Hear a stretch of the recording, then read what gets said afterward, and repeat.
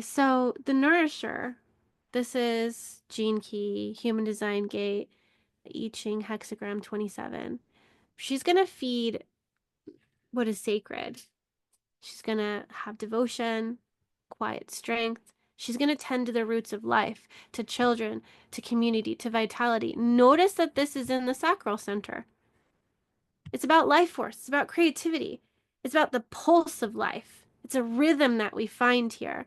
So her giving is going to flow from overflow, and she's going to need to learn what she needs to sustain herself. So there needs to be a rhythm of giving and receiving. We don't want to just be nourishing others. We also need to nourish ourselves. She'll also teach us that real care is going to begin within. And then we can understand what it is to care for another. So we need to look at how we're feeding ourselves, how we're nourishing and nurturing ourselves, which is very appropriate during Taurus season. What do you need? What kind of care will sustain you? And if your energy is low, if you're feeling depleted, you need to turn back inward and see, what do I need to get myself right, to get myself back filled up? You want to give from an overflow, not from an empty cup. They say that all the time. It's so trite, but it's so accurate. So you can't give if you don't have anything to give.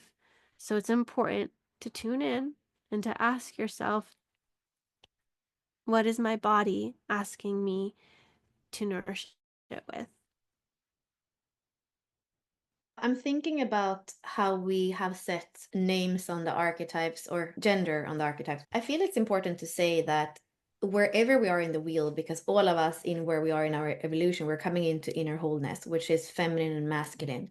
So, for example, if you're a man and the nourisher or the water goddess or any of the archetypes that sound more feminine is your life's work, then you might feel like the archetypes aren't for you. But there's always a way thinking and feeling into the archetypes as either gender. And it's more because we want you to be able to tune into the energy and feel into the energy. And when you write it about something, you make it less personal and you make it more distant, and that's why they do have he or she, because it actually feels like you can live yourself into it more.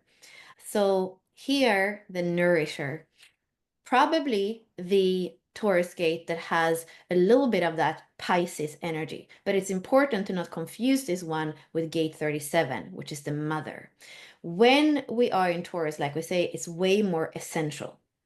The nourisher cares about the children that are born and that they are fed in a way that is appropriate. And that can be what Taurus cares about, which is more the physical well-being, but it's also actually feeding them the values so that they can grow up. And for Taurus, it's important to be in integrity, to be straightforward, to have all the cards on the table, to say things like they are. So that's also what the nourisher does. It creates an environment where she's feeding the tribe, the children, not only food and nourishment, but also values that are beneficial for the tribe. Because here, going back to Taurus, we are in the material plane.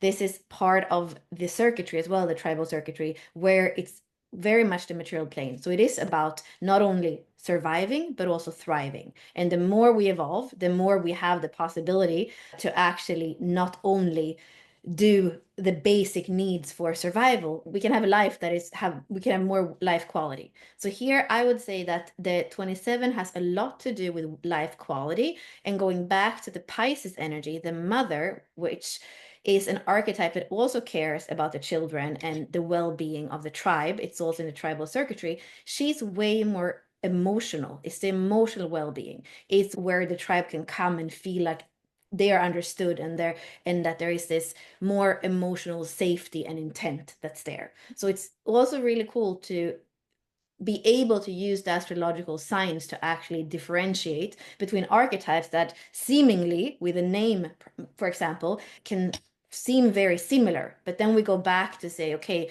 in an essential sense, what is this zodiac sign about, and what is the circuitry? So when you go to zodiac sign and you go to circuitry, it's almost impossible to fool yourself about an archetype, because it's going to be right there and it's going to tell you what is the most important with that specific gate, and so connected to the zodiac sign and the circuitry. Mm-hmm.